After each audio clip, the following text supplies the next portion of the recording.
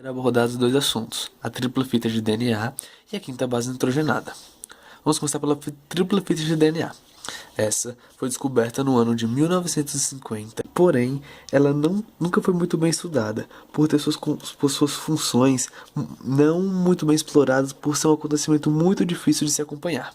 Porém, nos últimos anos, devido a uma pesquisa feita pelo doutor da Universidade de São Paulo, foi descoberto anticorpos que podem achar essas moléculas em células vivas. Devido a esses anticorpos que serviam como marcadores das células vivas, pode ser traçado dois tipos de tripla fita de DNA.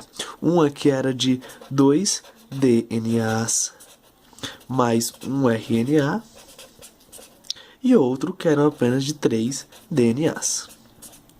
Esse de 3 DNAs foi o primeiro modelo a ser traçado. Ele foi encontrado em células de mosca pelo doutor da Universidade de São Paulo. Essas células, por sua vez, se encontravam com material genético extremamente condensado. Ou seja, essa fita de DNA foi associada à desativação de genes. Desativação. Porém, alguns anos depois, estudos apontaram fitas de 2 DNAs mais um RNA em células de camundongo no seu estado inicial de replicação. O que nessa situação, as células não se encontravam mais em heterocromatina, mas sim uma fase intermediária entre a heterocromatina e a eucromatina. Para quem não se lembra muito bem, temos aqui uma explicação do que seria a eucromatina, que seria a parte do DNA descompactada disponível para a expressão gênica.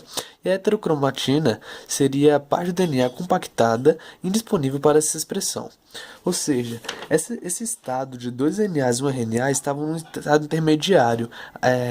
Isso na situação de replicação celular intensa, o que levou o estudo a deduzir que ela estaria associado não à desativação de genes, nesse caso, mas sim ao controle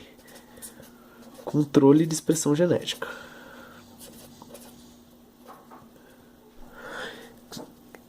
Sobre o DNA ainda é um assunto pouco estudado, pouco explorado, pois é uma situação muito difícil de se achar. Dessa forma, ainda não se tem controle total do que seria a função dessa tripla fita, mas sabe-se que em moscas já bem desenvolvidas, ela encontra-se em heterocromatinas e pode estar associada à desativação de genes. Já na fase embrionária, ela pode estar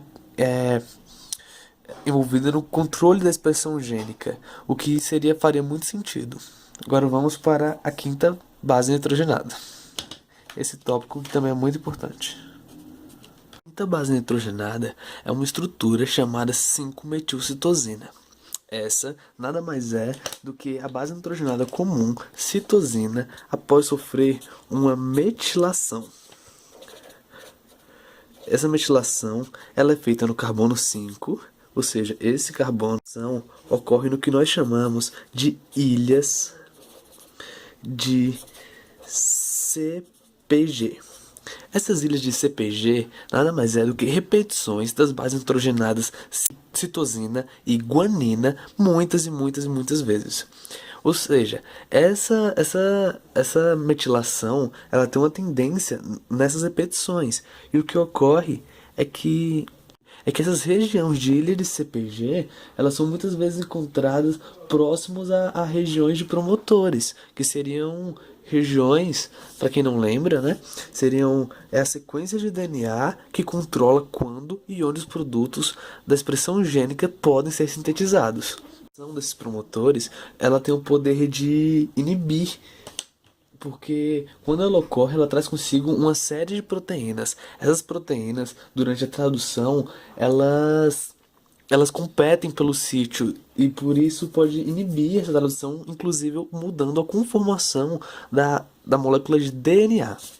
Outra coisa que vai acontecer é a transformação dessa molécula de 5-metilcitosina em uma molécula de timina, através de um processo chamado de desaminação. Desaminação. Ela ocorre com a perda amina que se encontraria aqui. E essa amina ela é perdida, sendo substituída por um C-O de DNA. Quando ela sofre a metilação e em seguida a desaminação, ela tem a sua citosina transformada em uma timina, o que pode ocorrer mutação gênica na hora da transcrição, pois ou duplicação também, pois na hora de parear a outra fita de DNA aqui, o pareamento será feito de forma diferente, pois onde era para ter uma guanina aqui, terá uma uracila ou uma adenina, o que vai ocasionar mutações gênicas ou outros fatos.